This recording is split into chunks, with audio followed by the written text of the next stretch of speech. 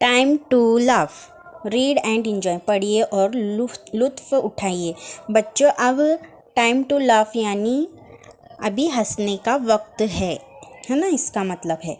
तो आप देखेंगे हम हंसने के लिए क्या है यहाँ पर, है ना, कुछ तो ऐसे जोक वाला रहेगा ये टॉपिक।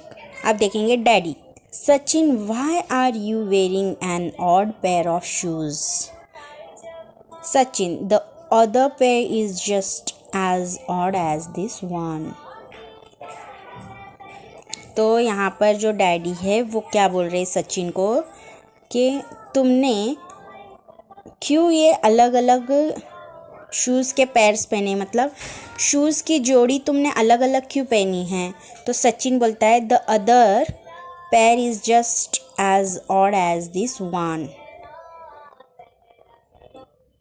ये सचिन है वो क्या बोल रहा है, the other pair is just as odd as this one.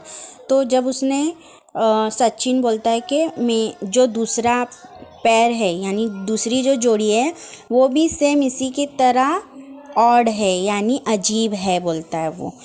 क्यों, मतलब जब उसने एक जूता अलग पहना है दूसरी जूते के साथ तो वो दूसरा जूता भी उसकी जोड़ी भी अजीब ही लगेंगी, तो वो ऐसे बोलता है। अगर हम सही जूते को रेड वाले को रेड से जोड़ेंगे तो सही हो जाएगा, बट उसने जब अलग अलग पहना है तो उसको दूसरी जोड़ी भी कैसी लग रही है, अजीब और अलग ही लग रही है, ऑड लग रही है। तो ऐसे वो उसके अब्बा को बोलता है सचिन। फिर आगे देखते हैं, mummy what's going on. Mummy जो है पूछ रहे हैं क्या चल रहा है ये बच्चे को।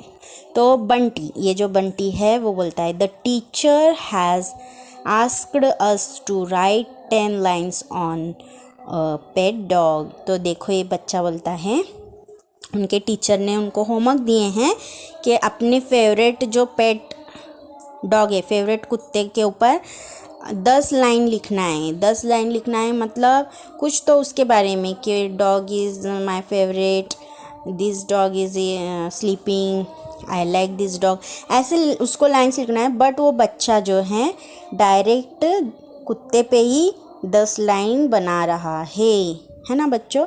फिर अब आगे देखते, Sona what are you doing Mona. तो ये दो लड़कियां हैं सोना मोना। सोना जो है वो पूछ रही है मोना को कि तुम क्या कर रही हो। तो मोना बोलती है I am writing a letter to my younger brother. तो वो उसके बड़े भाई को क्या लिख रही है, खत लिख रही है। Sona why are you writing it so slowly. तो वो बोलती है कि तुम क्यों लिख रही हो, बहुत स्लो है वो लिख रही हुई, क्यों लिख रही हो तुम करके ऐसे बोलती हो। Mona because my brother is small he can not read fast.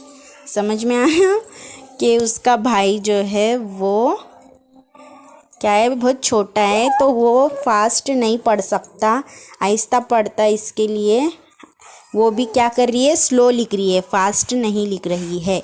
तो ये बहुत सारे जोक्स थे बच्चों, फ़नी जोक्स। तो हमें ये पढ़कर बहुत मज़ा आया। अब हम आगे देखते हैं, collect jokes from newspaper, magazine और books and learn to tell a few jokes well.